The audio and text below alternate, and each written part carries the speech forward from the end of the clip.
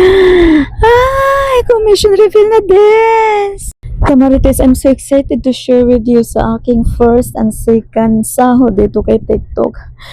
Kaya lang iniisip ko, baka may mapunta dito sa bahay at manghingi. Oh my God. Pero bahala sila Basta ako, excited ako na ma-share sa inyo ang aking naging commission dito kay TikTok.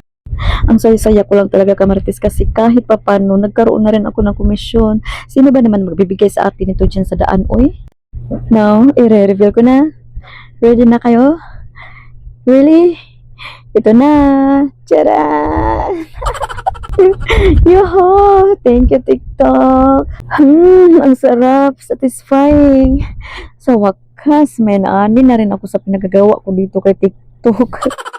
Iti-take down ko ito as my first achievement bilang TikTok affiliate. Yay!